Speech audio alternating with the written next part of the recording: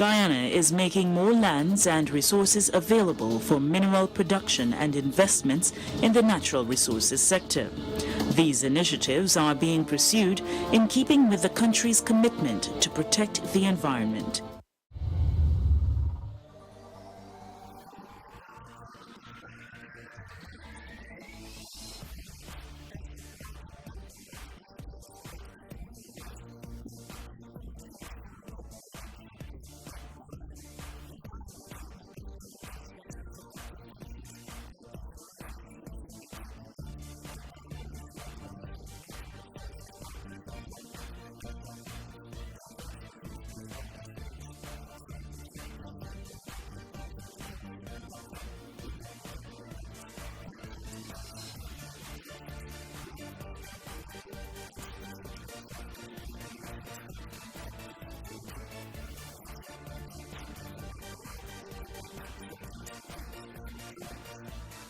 Some of the future interventions that hopefully are going to sustain and in fact accelerate growth and development within the sector in keeping with the short to medium term are the following.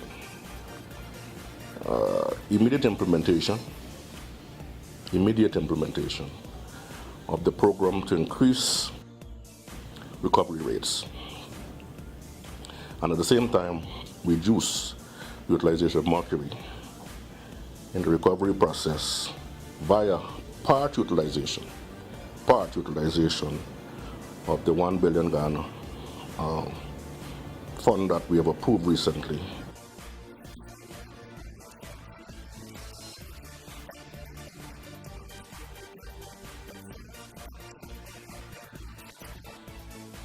Additionally, it might be indeed prudent to explore at the same time appropriate technology and associated plant and equipment that would optimize recovery process by the inclusion of recovery of other minerals as well.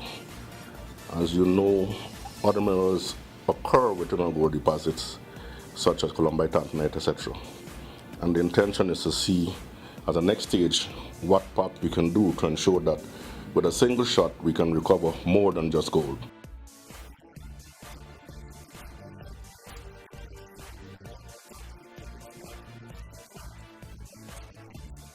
The only way we can deal with that is to ensure that we are monitoring what is being produced in the field. And so that would mean a lot more monitoring, but with all these different mining districts, we don't have enough mining officers, even if we were to have. So a lot of it comes from integrity, of course, of the miners themselves. And that is why I'm pleading with GDMA to ensure that whatever was required in terms of what it means to operate a mine in Guyana, based on the mining permit given by the Commission, your declarations, your production numbers, your activity levels need to be recorded so that at least there is no difficulty in us ascertaining what is being produced. Because unless we know that, then what is being produced and what has been declared could well be a continued sort of hazy area. I don't have the evidence to support that, but there is talk that there is inadequate declaration in relation to what is being produced.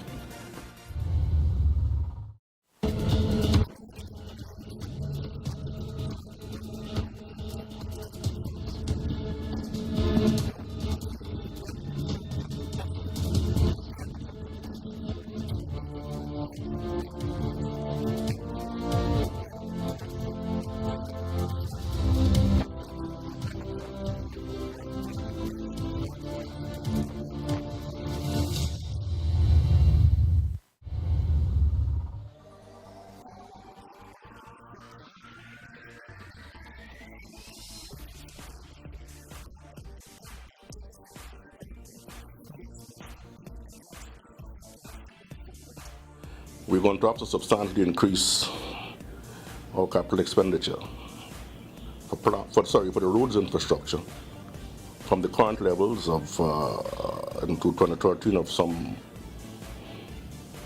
$926 million to some $2.2 billion. And thereafter, obviously, for the next 2 or 3 years, incrementally increase that as well.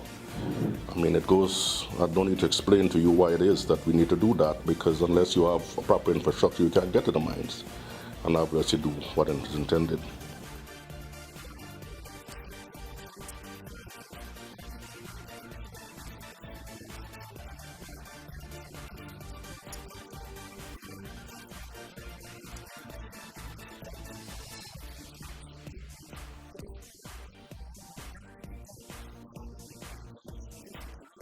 We have to have novel interventions that must be jointly developed between GDMA and GGMC, including the police force and obviously to a certain extent the Army, in order to strengthen our compliance and enforcement capability. This obvious multi-layered approach should result in minimization of under-declaration, leakages of gold produced, minimization of illegal mining, and reduction in incidents of trafficking in persons. One mechanisms we intend to pursue will be the establishment in situ within the mining communities of, for want of a better word, community policing groups, utilizing another an amount of 0.5 billion fund already approved for this particular purpose. The Ministry of Natural Resources and the Environment is creating conditions for the responsible and sustainable exploitation of the country's natural resources. Operators are encouraged to mine with the environment in mind.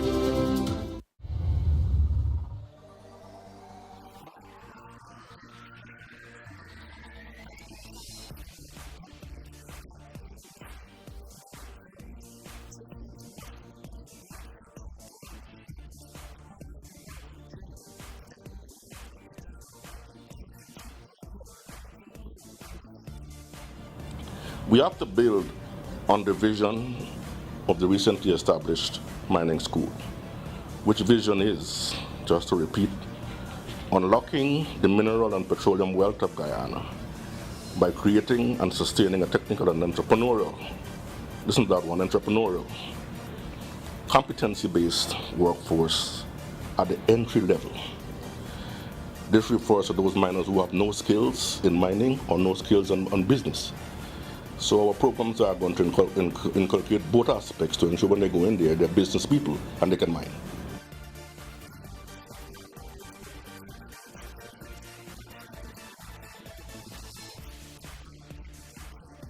We have to align the curricula of both tertiary and university education institutions with those skills required by the mining sector, particularly for the large-scale mining people, geologists, etc., and so on and so forth. And also we have to develop, obviously, and certify laboratory facilities to provide for the requirements of the sector.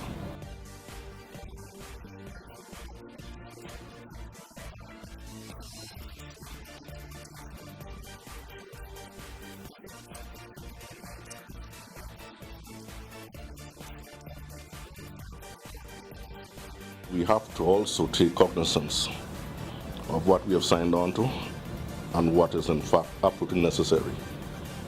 Reclamation and remediation of minority areas. It's recognized that much work needs to be done in environmental stewardship of the sector. Environmental bonds that is currently in place bear little relationship to the true cost of reclamation and remediation. Little relationship. I need to tell you what it is, but the miners are aware of that. This is an aspect that perhaps should be outsourced as a business opportunity for areas already mined out, while training in appropriate methodologies such as backfilling, restoration, remediation of areas currently being mined should be a collaborative arrangement, as I indicated to you earlier, between GGMC and GDMA. We propose to complete current negotiations and implement new sets of regulations, which is currently in place, by the end of the second quarter, which will take this aspect into consideration in terms of the way forward.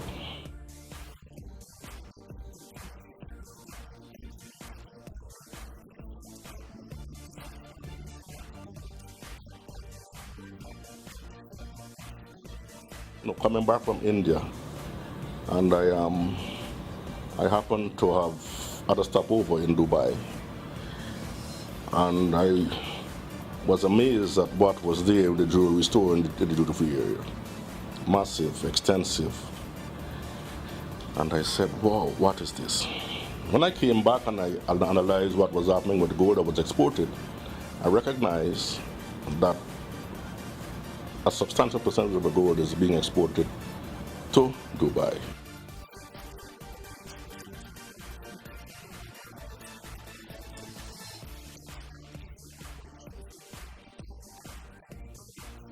And so I don't see why we shouldn't encourage our own entrepreneurs, as well as those new investors coming into the sector, to be engaged in added value, even in an incremental way, so that we can get the benefit of added value industries. There's no way we can maximize the returns of our raw materials from simply exporting them out as raw materials.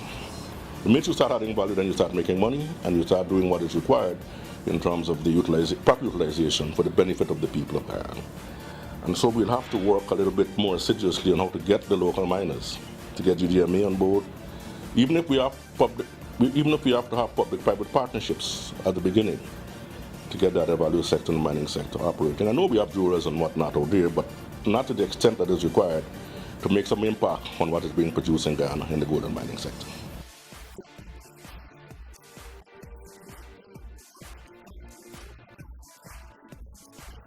All what I'm saying will have to be put together, will have to be amalgamated in what I would call a new strategic plan. Short, medium term for the complex, for GGMC, within the shortest possible time. With these interventions and with the cooperation of GDMA, I'm hoping that we can move the sector to another level and we can start seeing something happening by at least the end of my first year of stewardship.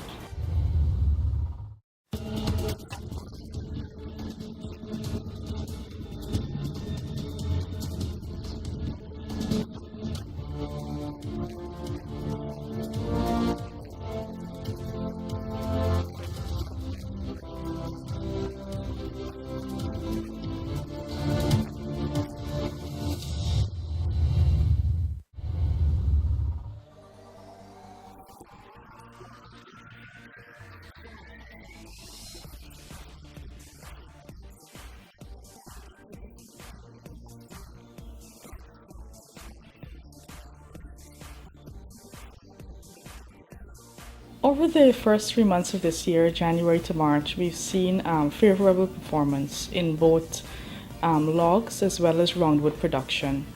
In the period January to March, there was almost a doubling of production as compared to the first 3 months of 2013. And that points us in a very favorable direction. It puts us in a good footing for the remaining months of 2014. Logs increased significantly in the month of January, which was mainly as an impact of a lot of production that would have come forward from the 2013 period recorded in 2014. But having said that, 2013 was also significantly higher than the preceding year of 2012.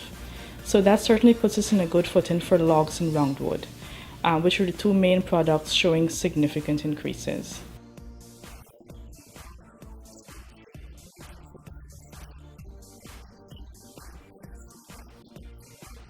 Two things mainly are driving the production levels higher. We are seeing significantly higher levels coming from the smaller operators, the state forest permission holders, and particularly at the level of community forestry associations. These are groups which come together, people who live in the same vicinity or similar communities. They come together. It includes Amerindian communities as well as non-Amerindian communities. And they work together as a group on harvest concessions issued to them by GFC. And we've seen over the past 9 months or so that the numbers of community associations that are showing higher level of production has really increased. The primary objective of the National Land Use Plan is to provide a strategic framework to guide land development in Guyana. As such, the plan is built upon a number of national policies and strategies that have a direct relevance for land use and land management.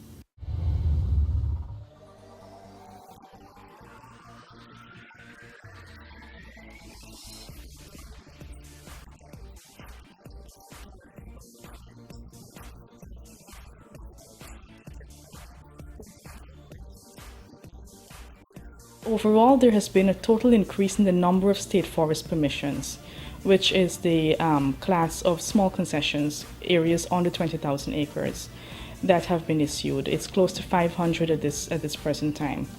And I think in many ways, SFPs are owned and operated by local operators on the ground, small-scale operators, small and mid-sized enterprises. And that segment of the forest sector increasing is encouraging, because it assures us that the gains are staying locally here in Guyana.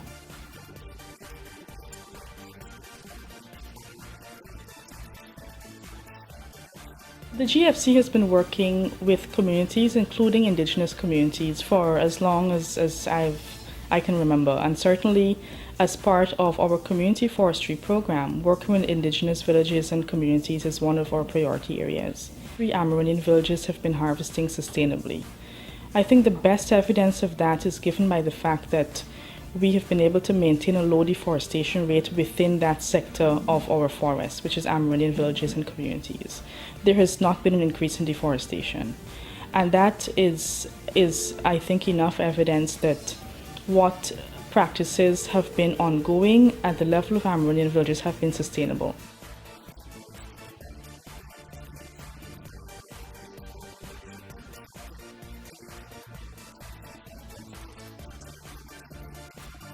Much of what we have been seeing in terms of production increases, not only this year, but also in 2013, is as a reflection of higher demands locally. From an expanding, even now we've seen expansions in the housing and construction sectors. Certainly, the housing drive that we have been unfolding at the national level has been causing a significant increase in demand for wood and wood products. And this is equally matched by the expansion in the utility subsector, particularly in water and electricity, whereby they've been expanding the provisions of these services to new areas, and they're demanding more and more of what we call roundwood, which are made up of piles, posts, and poles. And utility poles has certainly increased significantly over the past couple of months, and for this year, as I mentioned, it's practically doubled.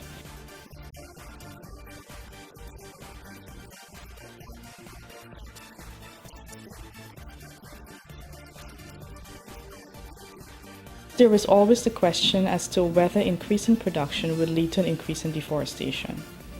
The point we always make, and it's a point of fact, is the level of sustainable harvesting that we in Guyana practice allows for there to be natural regeneration of the forest even after a harvest cycle is completed. So even if we were to operate at the maximum level, which is 20 cubic meters per hectare over a 60-year cycle, the forest will naturally regenerate, and we have been able to establish that scientifically. And this actually is the basis for the specification of this maximum amount in our code of practice.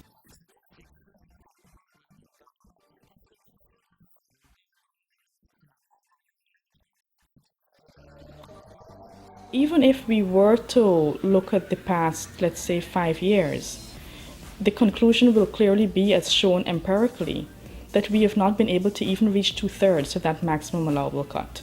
So the risk is not even there of us reaching that level, much less looking to see what will be the implications were we to surpass it.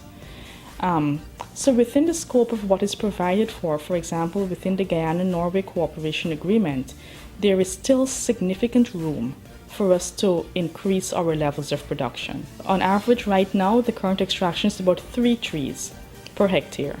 So one could just picture a given hectare and it's 3 trees. So the level of harvest is low, even if we were to include, which we have to, collateral and incidental damage which would be associated with the harvesting of that level of production. It is still tremendously low.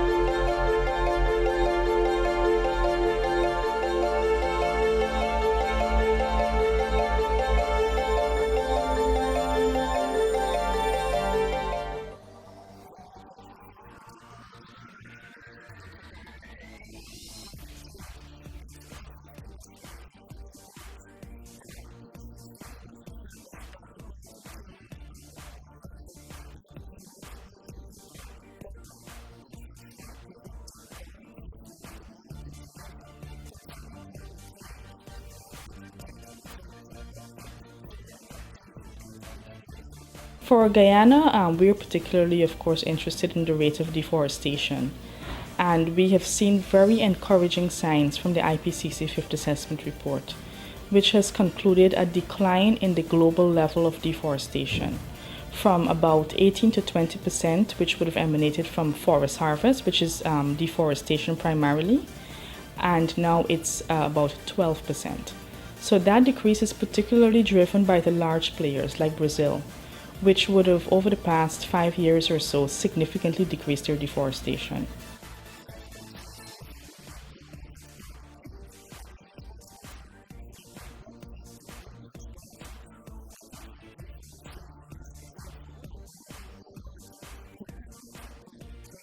The report also strongly emphasized that having a solution that addresses deforestation and that includes recognition that forests are important to the global solution of climate change is unavoidable. Forests have to play a role for us to be able to have an effective climate change solutions. And certainly for countries like Guyana, for which our main resources are forests, there is no denying that a solution to climate change must include forest. And I would say that that is the second standout point that the report made, an endorsement and a further re-emphasizing that forests need to play a role in the solution for climate change globally. It further calls on countries like Guyana and other countries with high forest cover to sort of have a way in which we can be part of that global solution.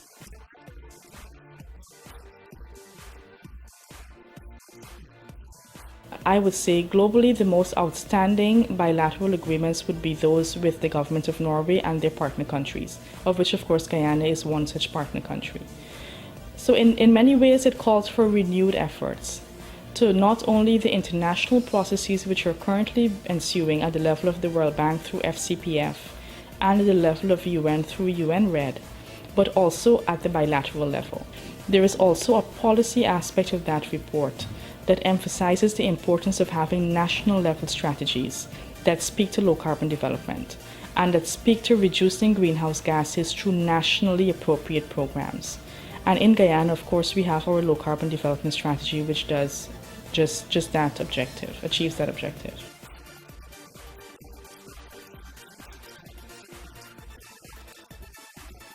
So oftentimes we think of ourselves as small, but we're not quite small.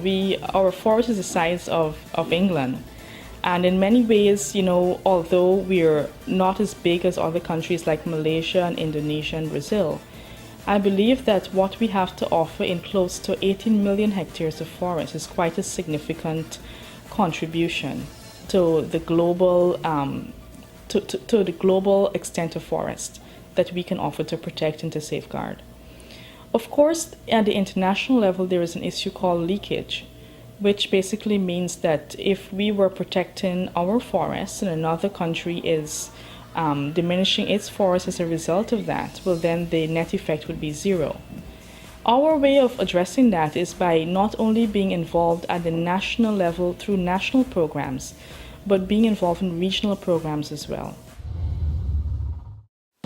By 2030, flooding has been estimated to cost $150 million annually, and extreme events such as the flooding of 2005 could result in $0.8 billion in losses, affecting 320,000 people. The need to identify and develop land away from the coastal plain has been included in the Low Carbon Development Strategy as hinterland adaptation measures to be undertaken in the period 2012 to 2015.